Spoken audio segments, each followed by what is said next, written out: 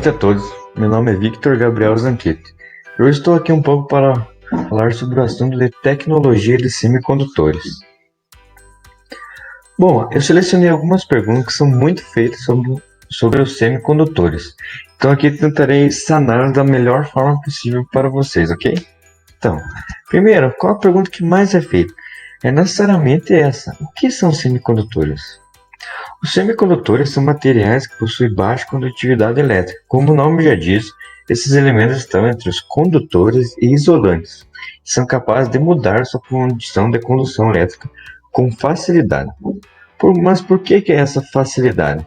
Os semicondutores, primeiro, eles não conseguem conduzir corrente elétrica em condições químicas normais, ou seja, os átomos dos semicondutores são considerados tetravalentes. Como nós vimos em várias aulas de ensino médio de química, eles possuem apenas 4 camadas de valência, o que torna os elementos não estáveis. Para que os materiais semicondutores possam conduzir algum certo tipo de corrente elétrica, é necessário que nos seus átomos eles se agrupem para ganhar essa estabilidade. Isso ocorre quando?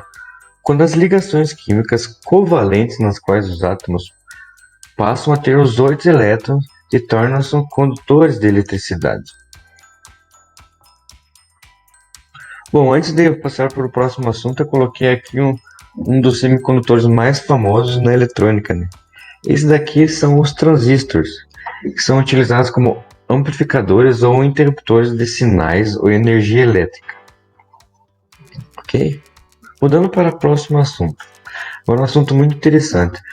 Como ocorre a mudança de capacidade isolante para a condutora?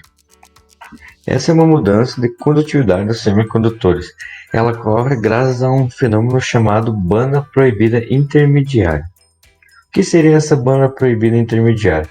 Muito chamada também em muitos livros de band gap, ou a banda proibida. Ela fica localizada entre a camada de valência do átomo e a região chamada camada de condução, como podemos ver aqui no exemplo final aqui de semicondutor, onde tem uma camada de condução, no meio tem a camada chamada proibida e a camada de valência. Como ocorre essa mudança?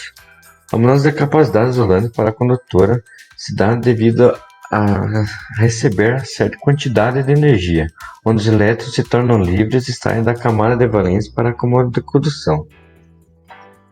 Existem, claro, também alguns tipos de semicondutores, né? Tem 2 tipos na elétrica, né? Que seriam os condutores intrínsecos e a condução extrínseca. Para que haja a primeira condução, que seria considerada a condução intrínseca, os semicondutores precisam receber energia, ou seja, calor, luz ou amplificação de alguma tensão elétrica, né? Já para ver a condução extrínseca, os semicondutores precisam receber excesso de energia, de carga negativa, através, é claro, da inserção provento de outros elementos.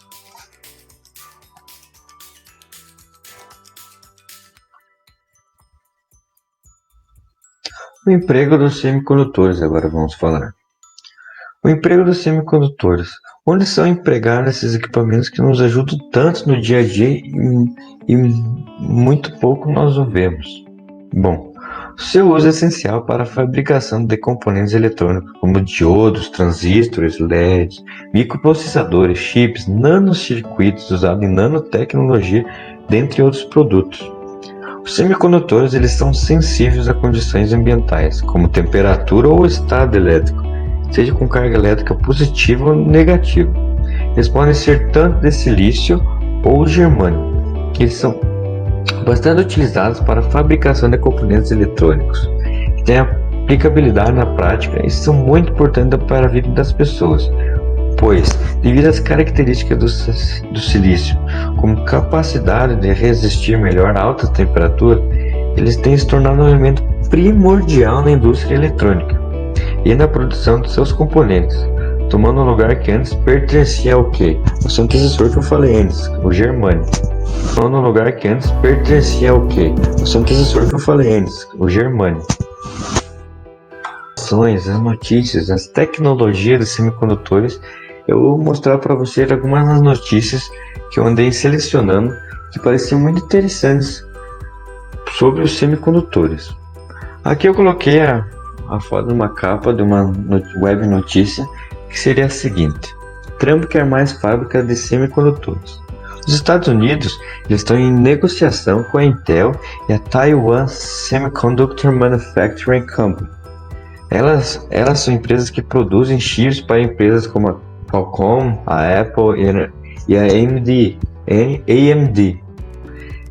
Eles estão com o seguinte plano: desenvolver novas fábricas dos semicondutores nos Estados Unidos. Essa foi uma notícia pegada e traduzida do The Wall Street Journal.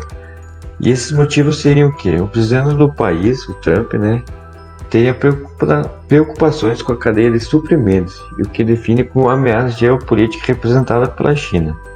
Então ele se viu na obrigação de aumentar as instalações fabris nos Estados Unidos com relação ao medo da China ter um acréscimo na produção. Outras operações de testes e montagens são realizadas nos Estados Unidos, assim como eu falei, na China, na Costa Rica, Malásia, Vietnã e Filipinas. E a principal fornecedora e mais entusiasmada empresa a aportar sobre essas novas empresas seria a Intel, aquela que nós conhecemos por computadores, produtos eletrônicos. Ela seria a mais entusiasmada com a possibilidade e já teria defendido que ele tem interesse em explorar novas unidades de produção no país. Ok? Agora vamos para a próxima notícia. Bom, a próxima notícia diz o seguinte: cientistas da Samsung descobrem material revolucionário para semicondutores. Novo composto se chama nitreto de boro amorfo e pode ser usado pela próxima geração de CPUs. Cientistas da Samsung descobriram um material que pode ser revolucionário e a solução perfeita para o uso da nova geração de semicondutores. Essa classe de dispositivo é fundamental para o desenvolvimento de uma série de peças de hardware, desde processadores até memórias RAM e drives de armazenamento. Bom, o estudo foi desenvolvido por 3 instituições e publicado na revista científica da Nature. Ela escreve que o material consiste em átomos de boro e de nitrogênio que se unem a uma estrutura molecular amorfa. Tudo começa com os cientistas da SAGE, que eles trabalham no desenvolvimento de materiais bidimensionais para a criação de processadores da próxima geração. Esse tipo de composto envolve o uso de materiais cristalinos como uma camada única de átomo. A princípio, os pesquisadores estavam trabalhando na pesquisa e no desenvolvimento do grafeno. Através dessa linha de pesquisa, o pessoal da Samsung já tinha alcançado resultados inovadores e não antes descobertos, como o desenvolvimento de um novo transistor de grafeno. Agora, como enfoque do meu vídeo seriam as inovações. E para finalizar a última notícia, aqui eu vou relatar uma notícia em territórios brasileiros, onde a notícia é a seguinte: a HTM Micro lançou, na terça-feira, 18/6 de 2019, o primeiro semicondutor para o mercado da internet das coisas, chamada IoT, totalmente projetada e fabricada no Brasil. O que seria esse semicondutor? O IMCP, como eles chamam, é um sistema in package, ou seja, um conjunto de diversos semicondutores integrados para desempenhar várias funções encapsuladas em um único chip, miniaturizando o hardware enquanto simplifica o design e a produção de diversos componentes. Normalmente, as soluções de sistema in pack, elas são projetadas para serem genéricas. Para quê? Para que possam ser usadas na maior variedade de produtos possíveis dentro do mercado IoT. Isso assegura uma boa penetração mercadológica, mas não garante uma forma amigável para que o produto possa ser bem trabalhado, ok? O MCP vai além nesse quesito de ser genérico. Ele entrega também controladores no quais o chip pode ser montado e testado para executar funções simples. Na demonstração do produto, um dos engenheiros que foi responsável por esse projeto, ele também é diretor de pesquisa da empresa HT Micro, chamado William Hazekamp. Ele aperta o botão no controlador para demonstrar como é possível verificar que em um computador quantos dados estão sendo enviados pelo chip. Além disso, todos os presentes nesses testes, previamente escritos para o evento, eles receberam um e-mail vindo diretamente do chip, que assim ele manda uma mensagem agradecendo a todos pela presença em seu lançamento. Bom, esse foi meu trabalho.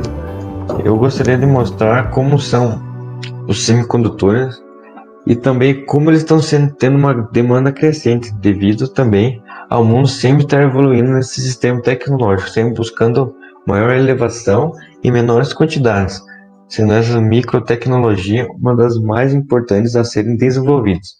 Não só no mundo, mas no Brasil, onde temos várias empresas de tecnologia que estão crescendo dia a dia. Bom, obrigado por todos e espero que tenham gostado do meu trabalho.